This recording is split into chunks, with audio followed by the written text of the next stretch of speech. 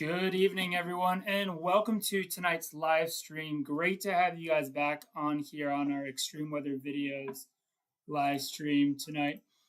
I just wanted to kind of get to follow up on last night's live stream and bring in my wife Candace. I had mentioned that I was gonna just kind of get to talk to her and really just wanted to get to do a discussion about really our storm chasing experience during Hurricane Helene and kind of what that was like and just kind of really I guess sometimes it's important when you go through and are part of such a significant, impactful weather event to really just be able to kind of discuss it. And this for you, I know, was really your first hurricane chase. Right. Mm-hmm. With me, we've done other chases together. We've gone snowstorm chasing. We've done some severe weather chasing out in Mississippi, but this was really the first time that together we've actually been able to go hurricane chasing.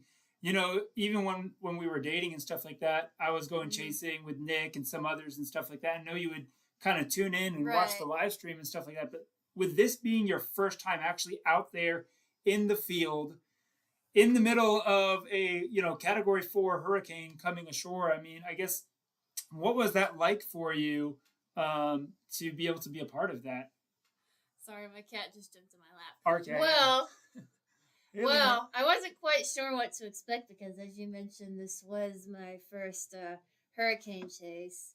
And I was a little bit nervous, especially with it being in the middle of the night and not quite sure what to expect. But I was also really excited about it, too. Yeah, I mean, it was definitely different than I would have hoped for your first hurricane chase to go. I would have loved to have something, that was landfalling at daylight and not at, 11 o'clock at night like it was. And so, I mean, kind of take us through, I guess, from the drive down to getting set up and in position. I mean, what was that like for you? I mean, what did you enjoy about it? Were you nervous? Like, right. Well, I had off of work Thursday and Friday because I work at a school, and Joe only had off Friday. Yeah. So we tried to get everything ready Wednesday night. So as soon as he got home from work Thursday, we could hit the road. And because of him working Thursday, we weren't able to, go down to Florida or something like that. So we had to stay closer to home. So we just decided we'd drive a couple hours south to Tifton, Georgia. Fortunately, we were able to even get a hotel. We were able to get a hotel. I knew that there were going to be a lot of people evacuating from Florida up into Georgia. And so I remember we were talking like, man, like, where do we want to go? We were kind of looking like, how far south can we get, depending on what time you get off work. And our thing was we wanted to be able to get to our destination before dark. So we really got there. Yeah, we really got there right as it was getting dark because we didn't want to be arriving there in the rain and the dark, not sure where we were going. But we made it just in time before. Yeah, it had just started raining and it was getting a little bit breezy. We weren't quite in tropical storm conditions or anything like that yet. But, I mean, when I told you, hey, this is now a Category 4 hurricane and, we're here in Tifton and it may still be a Category 3 or Category 4, and we could see wind gusts and stuff like that up over 100 miles per hour. Were you a little nervous? Like I was, because with my background, I grew up in Mississippi, but I was so far inland that whenever we'd get hurricanes, we would just get basically the rain. So it would just get tons of rain, but I wasn't ever close enough where I'd experience hurricane force winds up close. I wasn't quite sure what to expect. I was a little bit nervous. Yeah. But then when we got down there and realized the storm was starting to weaken pretty fast, we realized we weren't going to have as strong of winds. Yeah. Which is very different from, I guess, like my background, I actually, lived in Miami for 6 or 7 years. And, tropical storms and hurricanes, they were basically an every year occurrence for us down there, or at least being prepared for them and stuff like that. And, so that was definitely, but this was my first time too. For me, it was my first time, having my wife along with me. So it kind of changes the dynamic of things a little bit, when you have precious cargo with you. So, oh man, I have to be more careful. Yeah, exactly.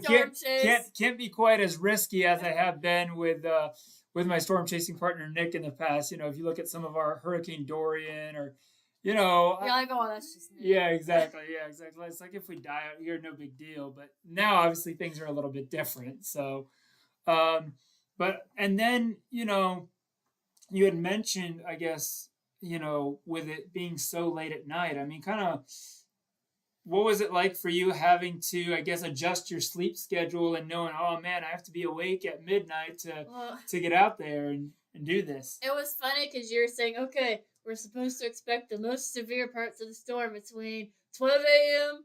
and 2 a.m. So we got to the hotel, I don't know, 7:30 or something like that. Mm-hmm. So it's like, okay, from 9 to 11, I'm going to try and sleep so I can wake up, in time for the intense part of the storm. But then I couldn't sleep because I guess the anticipation. So then we went out to the car around, 1 a.m. maybe? A little earlier than that. Maybe a little before. A little earlier than that. We went out to the car so we could get better video footage and see the storm better instead of just being in our hotel room trying to look out the window. And we were out in the car until about 3 a.m. Yeah. After the worst of it was over, it started settling down, and then we came back in and tried to sleep for a couple hours before hitting the road. And it was interesting, too, because obviously we were expecting it to, at least I was initially, before it kind of took that jog to the right and put us more on the northwestern and western side of that core of the storm of the eye wall. I mean, we did get hit by what was left, I would say, of the eye wall at that time, but it was still really only 70 mile per hour winds. We probably had a few gusts up over hurricane force up there, but I mean, even just 30 minutes south, you saw some of the video in Valdosta. I mean, literally buildings knocked down and, obviously widespread power outages. Right. And, it's kind of funny with the power outage. I was like, oh, if it's going to go out, it's going to happen by 2 a.m. By 2 a.m. He said that, like, watch, if the power goes out, it'll go out by 2 a.m. It was 1:57 when the power flashes started going, and then it flickered on and off, and then it was just out. What was that like for you, I guess, being there in the car, and all of a sudden, it's just pitch black. The winds are howling at that point in time, 70, 80 miles per hour. I mean, we had our live stream running. Obviously, the internet went out, so we had to kind of flip over and get that rebooted. But, I mean, in those first few moments, I mean, what's it like being, storm chasing there in a hurricane and everything just goes out. All you hear is just the roar of the wind. Well, we were expecting the power to most likely go out. But still, you're kind of sitting there in the car like, ooh, the power's still on. Maybe we'll get lucky and make it. And it's like, oh, okay. And for a minute, like you said, I was like, okay, we're in the dark now. And when we go back up to our hotel room, I guess we'll be pulling out our lanterns and our flashlights. But at least in the car, we had our, car lights on. Mm-hmm. And power in the car. Yeah, exactly. Power in the car and stuff like that. And that was something I think that I felt like, obviously, for you, this was really your first time, not only for the chase, but even here where we live in Atlanta, kind of getting things prepped for a landfalling hurricane, even this far inland. I mean, what was that experience like? Having to kind of make all those preparations and think through, food and water and all those different things. Just thinking through if we lost power and didn't have power for a few days, being sure we had, bottled water and canned food and, things that we would need if we were out of power for a few days. Yeah, exactly. And non-perishable food items and stuff like that. And so we did stock up a little bit earlier making in the week. Making sure your pets are taken care of and all that stuff. Right. So that was definitely true. And, you had, I think it was one of your friends was talking about, asking you, what exactly are you doing? Like, what do storm chasers do? I mean, what did you tell them? Right. Well, I had a few friends that I just mentioned casually. We're going storm chasing. They're like, oh, okay.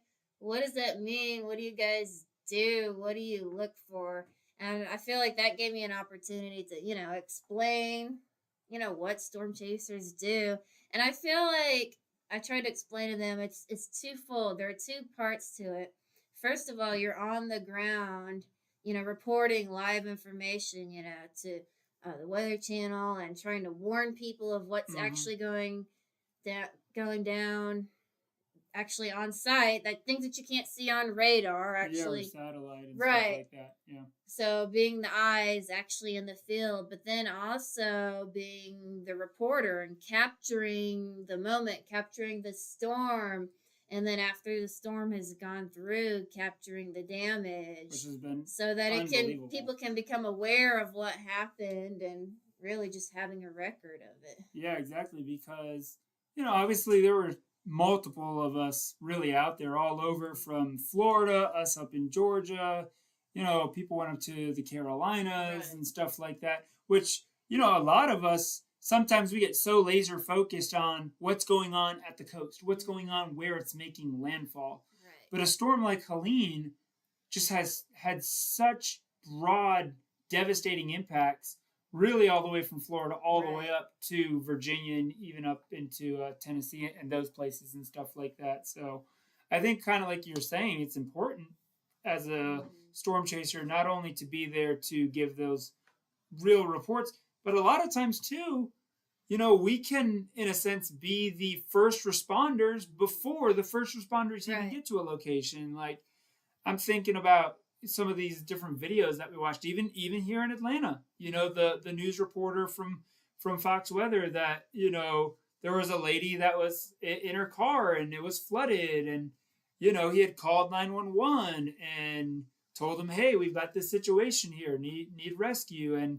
it's taken a while because resource restrictions. So he's like, at that point in time, it's I'm 6'1" or whatever, and I'm going to go and help rescue this person out of her car. And that's exactly what we did. And, so I think that's another thing that as a storm chaser, you kind of take away is you have to be prepared not only to document the storm, get the, measurements, the data, or whatever you're doing, the video, but also being prepared to help people really at a moment's notice, because you never know, when something's going to change, and being prepared for that. I mean, it's still hard to believe, now what, 4 days later, and the death toll just continues to climb. Now over 114 people, I think, is the latest total across from Florida all the way up through the Carolinas and Virginia. And you knew people. This affected both of us. This was something we were talking about this earlier, but this storm in particular hit close to home for both of us because I went to college in the Carolinas, so that was my home for a while. So a lot of these places, like Chimney Rock, Asheville, I visited all those places when I was in college, and I have friends still there in the Carolinas that still don't have power, and I'm seeing them post pictures of trees on their house and just the devastation, and it's really hit close to home. The campus where I went to college, and then you went to college in Clearwater, and some of it got wiped out. Yeah, exactly. Record storm surge. I mean, this storm was it really had everything to it. It had all the elements. It had the storm surge. It had the winds. It had the heavy rain. It had the flooding with the mountains and everything like that. I mean, in Clearwater, the storm surge was almost 7 feet, and the previous record, I think, was a little over 4.5. Safety Harbor Pier, where I used to go bike riding there, at least once a week. It's just literally a mile from campus where I went there at Clearwater Christian College, and completely wiped away. All that's left is like the concrete foundation where you start to go out, and the sign and everything. It's just like, like you said, you kind of have these memories and these places that you go and you visit, and it's like, wow, like that really is destroyed. It's gone. It's going to take months and in some places years for them to rebuild and restart. And one thing that struck me on this storm chase, because originally they were talking about how the Atlanta area was supposed to be the hardest hit area, which so that's our area, and that's why schools, most of the public schools in the area didn't have school Thursday and Friday. So we were prepared to have the worst of it here. And when we were chasing, we were thinking we were going to have the strong front of the storm. And then when we were driving home Friday morning after chasing, I kept keeping an eye out for damage, but I didn't see that much, only a tree or two here and there. So I got thinking, that's weird. Was it not as bad as they kept hyping it up to be? I was a little bit confused, but then I'm not the meteorologist, Joe is. So he was saying, well, the storm, it shifted more east, so the damage was more in the Carolinas than in Georgia, and we were on the gentle side of the storm.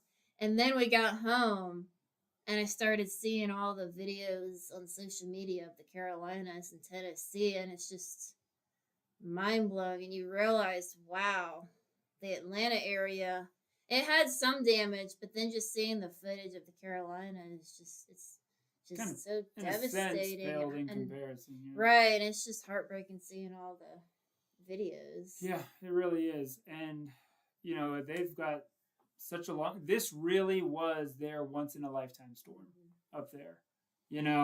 People obviously remember Hurricane Katrina and the media coverage that it got for months on end. Right. And, I hope that this storm will have similar media coverage for not only, yes, it was obviously devastating in the Carolinas, but even in places like Florida, along the coast there. I mean, the storm surge was just record-breaking. And some of these places in the last 2 years have had 2 or 3 landfalling hurricanes within 100-mile radius of these places, like Cedar Key, Steinhatchee. All of those areas just seem to just continually be getting impacted. And now it's like they rebuild, and a year later it's all gone again, or even worse than it was previously. So definitely really hard to absorb that and process that, and realizing, wow, I thought I was just going to, document, what was going on. I didn't expect for it to be this bad or this significant, and realizing, wow, like, I'm going to remember that for the rest of my life, that I was actually one of the storm chasers that was out there and documenting it and covering it in Georgia. Right. And they did hype it up. All the stations did hype it up. So we knew it would be big, but I still don't think we had a grasp of quite how big and devastating. Yeah, right. For sure. And even, to this day, I mean, we've got still huge amounts of cleanup to take place. Still over 1 million people without power. I mean, take a look at this map here of the current, and again, this is the current power outages across the United States. So we're kind of focusing here on the southeast region and North Carolina. Obviously, we have over 5 million customers that are tracked here, and still today over 400,000 people still without power. And obviously that number's come down. It was up to almost 800,000. So they are making some significant improvements in North Carolina, but still over 400,000 people without power. Here in Georgia, 500,000. Wow. 500,000 people in Georgia still without power. And obviously we can see some of these hardest hit areas where still, I mean, we're talking, 90% or more of these counties are still without power. So, I mean, this is going to take a long time to clean up. I mean, in Florida, things are finally starting to get better. I mean, still 80,000.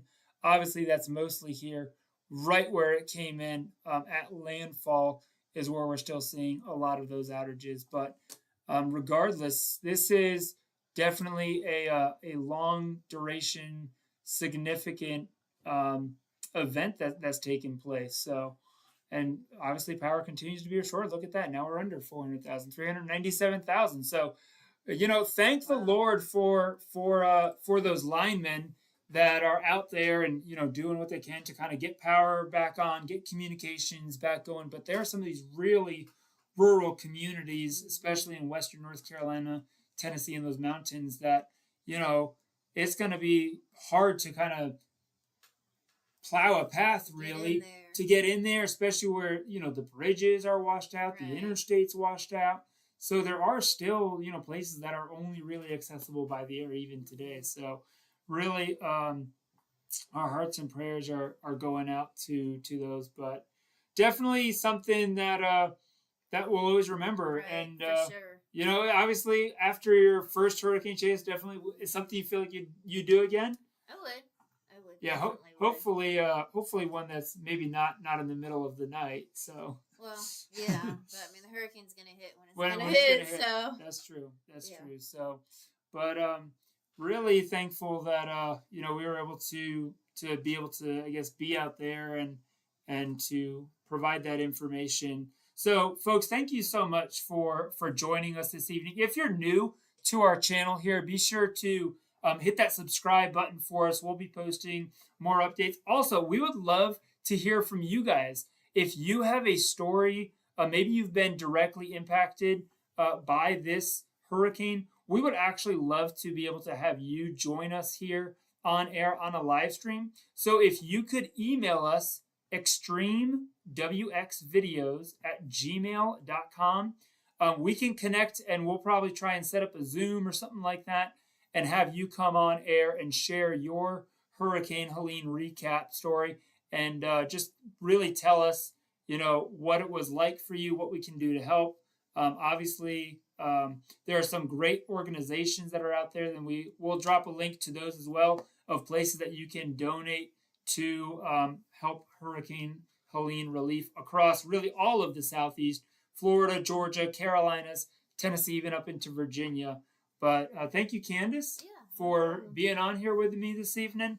And, hopefully things will be quiet for a little bit. Obviously, we'll keep an eye on the Atlantic. Still have a couple areas out there that we're monitoring. But we'll hopefully be back out in the field before too long and doing some more chasing. So, sounds good. All right, everyone. Thanks for joining us. Have a great night, and we'll see you guys next time.